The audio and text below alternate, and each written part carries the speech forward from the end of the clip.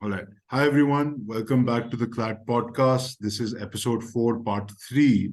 We didn't think there would be a part 3, but there is a part 3 because there was just so much that Rachana had to share about her experience, and it's really, really valuable. There's some really great tips, there's some really great insights into the exam and the preparation cycle and her really unique journey compared to what we've seen so far. So go check that out in part 1 and part 2. As always, if this is the first time you're watching us, then you know that it won't be always for you. But if you watched this before, as always, I'm Janardhan Pashupati. I'm the host of the CLAT podcast, and here we have with us Rachana.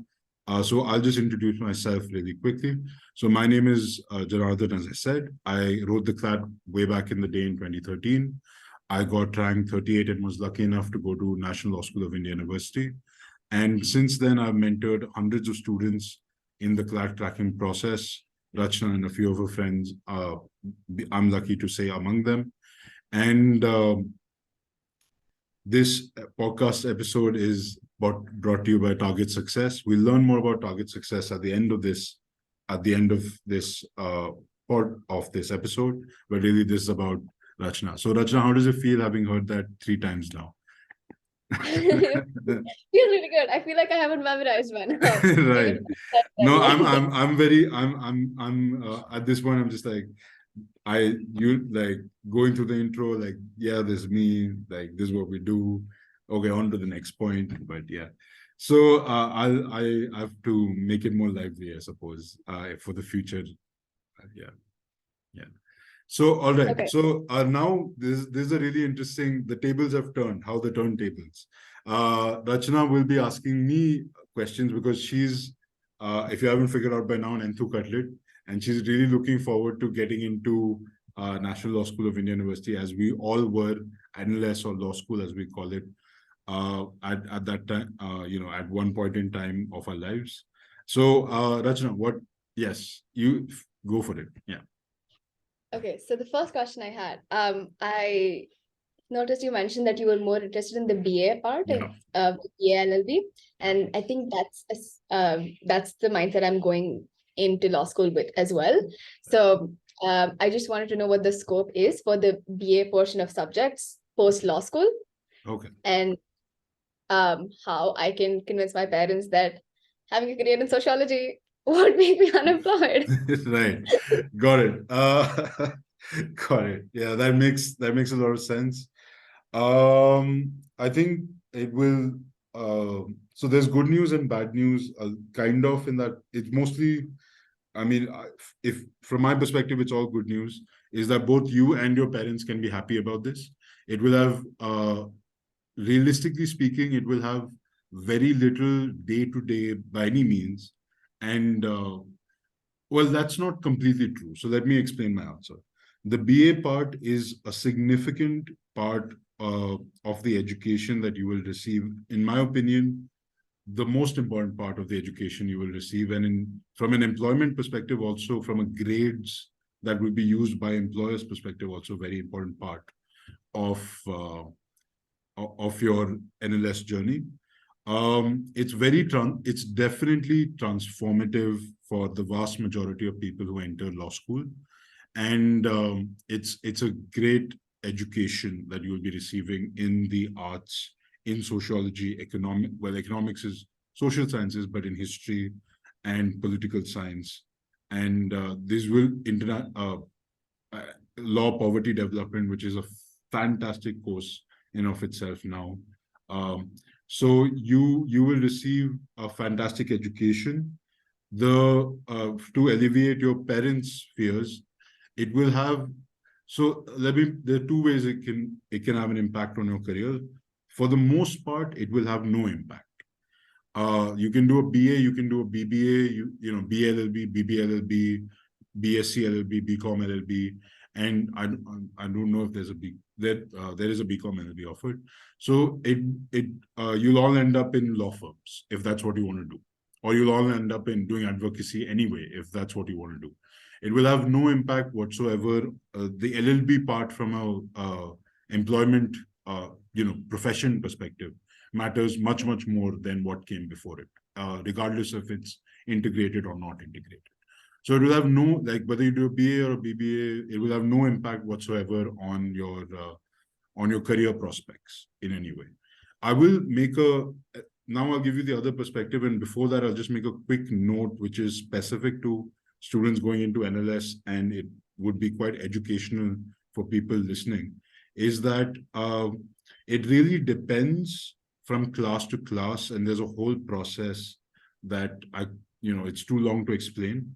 But there will be a recruitment coordination committee formed in your fourth year, and they will be responsible for bringing people to campus for on-campus placements and internships and pre-placement offers ratification. They're really there to make sure that everyone gets a fair shot at a job. I mean, that's their intended purpose. And every batch decides where to freeze the grades for those employment, for those internships, for those that will happen in fourth year, for the interviews that will happen in the cutoffs and so on. And usually, I mean, like a lot of the times, it's the first 2 years. And in the first 2 years, it's more BA than LLB. Yes, you're doing torts. Yes, you're doing contracts. We can't hear you anymore, Rachana. Am I audible? Yeah, you're audible. Yeah. Okay, great. So so you can do, I mean, you'll be doing torts, you'll be doing contracts, and you'll do a part of crim, but you won't really you'll mostly be, the first 2 years are mostly about history, sociology, political science, LPD, and all these other subjects, which are the BA subjects. So if you do really well if you get your A pluses and O's in the BA subjects, it's a little odd, but that is what will decide if you become go to the best corporate law firms, which has nothing to do with those BA subjects. So it is very interesting. So if your grades are frozen at the end of second year, when you haven't even done corporate law or any of the advocacy courses, or ADR or any other, like the hard law courses, then so that's one definite impact. And now I'll tell you the other ways. That was a small side note. It's done differently at each and every law school. The second thing that I want to point out is, since it has such a transformative effect on individuals, and it's really law school, and this is true of all law schools, law school is what you make of it. It doesn't matter which law school you go to beyond a point.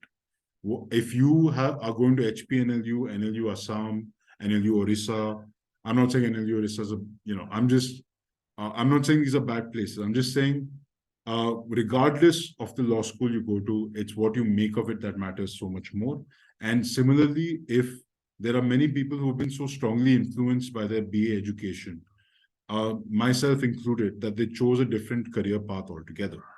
And, a lot of people got into specific areas of law based on like feminist jurisprudence, for example, based on what they learned at the time, or they got into academia in a much larger way.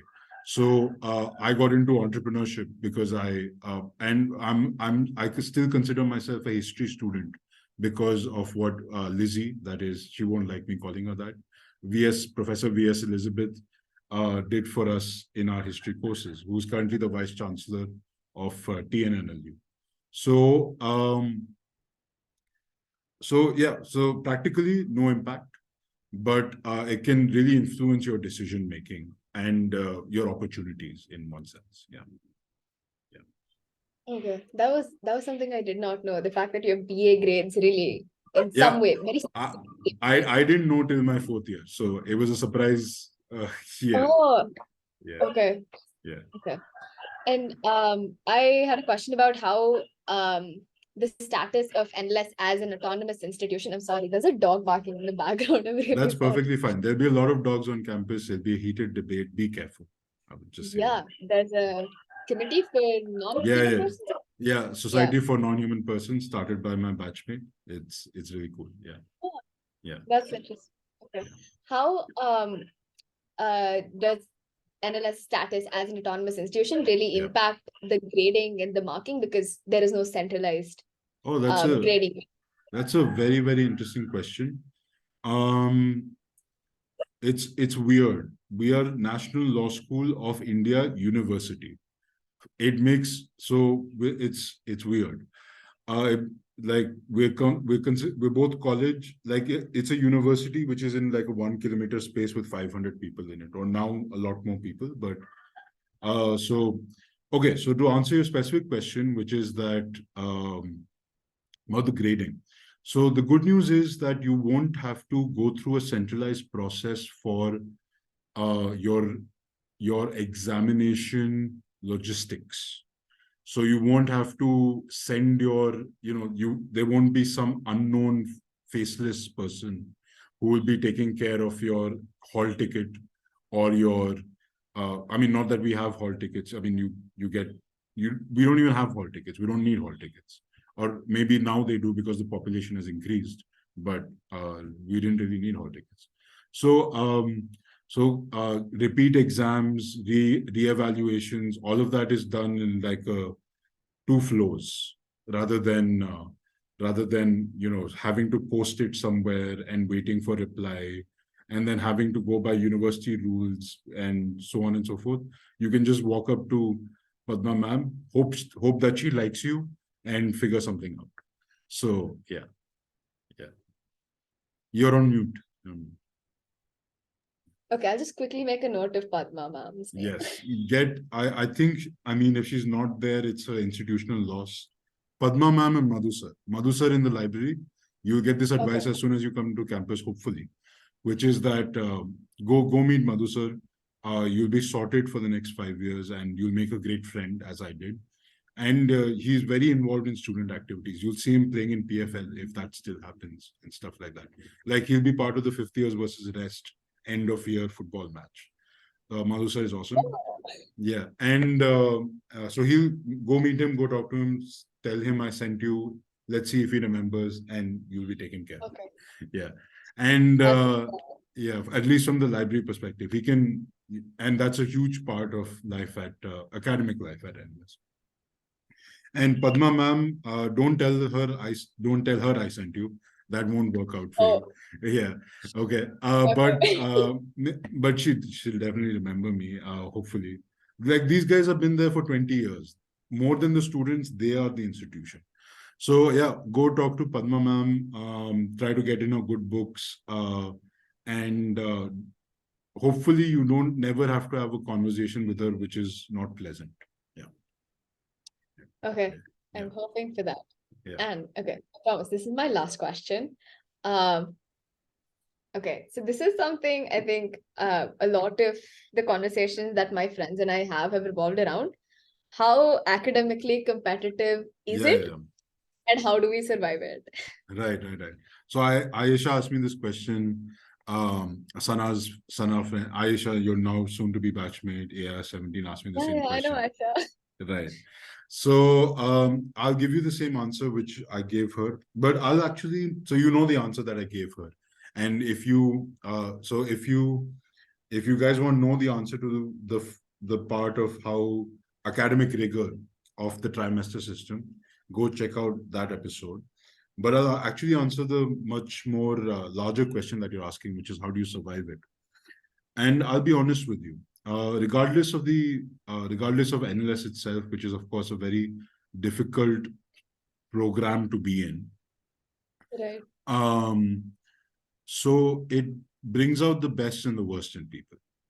It uh, it's just so rigorous that it will automatic you within a week or two you can see who's gonna be killing it and who's going to be getting all the O's and who you won't be seeing much of in class from next year onwards because they won't be in your class anymore. So how do you survive it? Okay, so turn up to class. There will be seniors telling you that, and they will be talking about proxies. Attendance doesn't matter. Your batchmates will be taking it light. Your classmates will be taking it light, as we say in Hyderabad. But whatever anybody says, just make sure you're sitting in class from 8:50 to 1:30 p.m. or whatever the schedule looks like right now, because we've moved to the 5 day. Just, you can sleep, you can read a book, you can play on your phone if the teacher is okay with that. But just make sure that you are sitting in that class at the time before the bell rings, and when your name is called or your roll number is called, you answer loudly and clearly, and make sure it's marked. So that's step number one. So that's one correlative property of success at law school. Those who attend classes do well at law school. Second is, eat breakfast. I think you won't have a problem with this, because you seem like, based on what you told me, you're a morning person. So so a lot of your batchmates won't be. And really, the people who turned up for breakfast, it was like 5% of the class, would regularly turn up, like woken up and gone for breakfast, not slept through the night and gone for breakfast. So there would be that group of in the hostel, there would be that group of people in the mess who would wake up and prioritize breakfast and actually have a bath and be a regular person. You know, like second year onwards, it's you'd be surprised. So my point is that be one of those people who doesn't uh, doesn't mess up the small stuff and keeps to the routines that their parents have built for them and that you've built for yourself.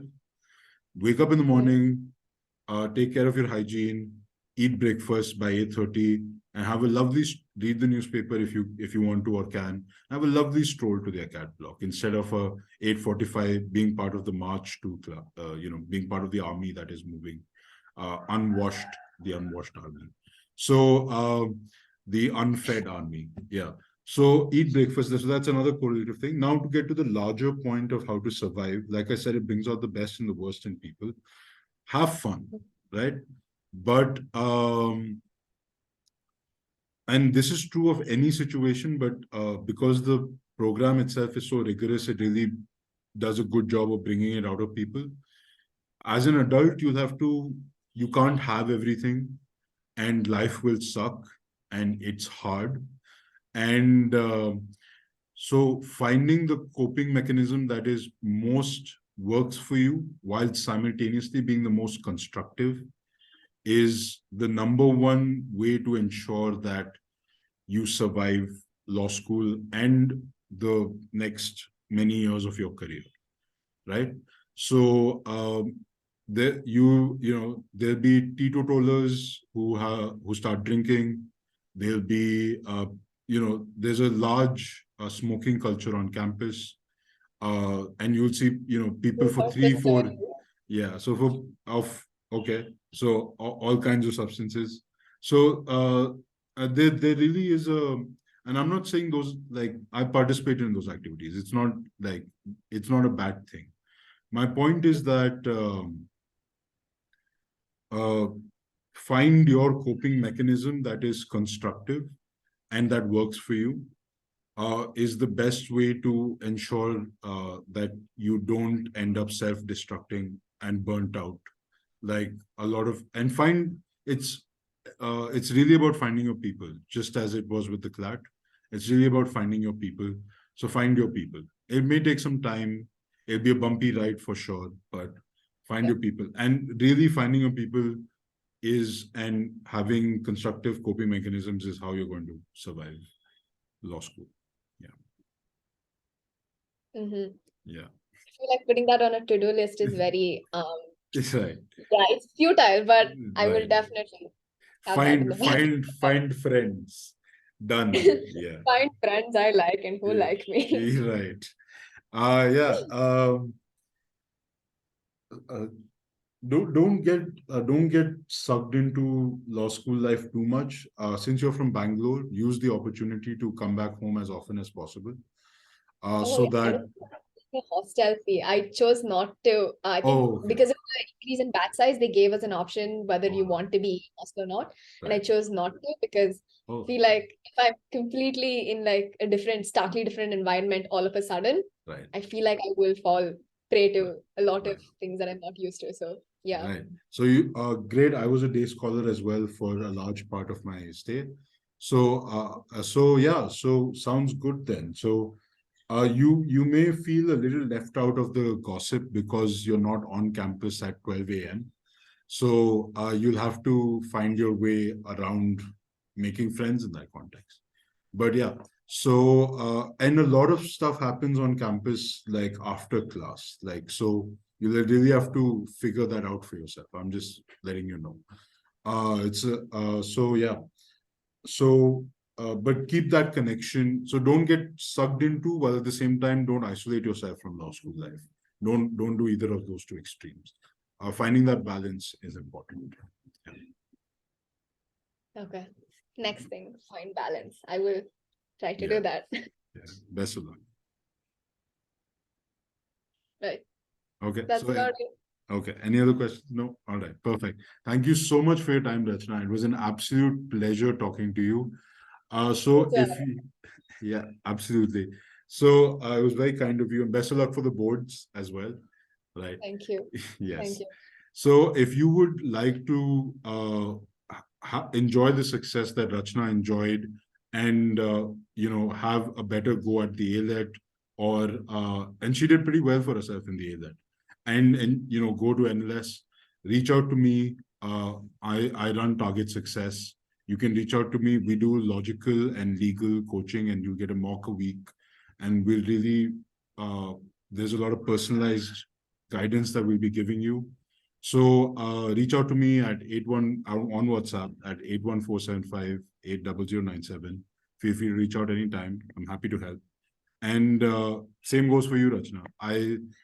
You know the advice I give the other, what I told the other people as well, that there will be a moment, hopefully not, that you will want to, you may need to talk to somebody, and it may be good to talk to us, somebody who's been in that position. So feel free to reach out to me as your law school journey continues, and I stay in touch with a lot of my students. So I love to stay in touch. Definitely. Yeah. Of Okay. course. Thanks so much. Have a great rest of the day. Thank you for your time and best of luck. Thank you. Thank you for having me. It was so much fun. Thank you.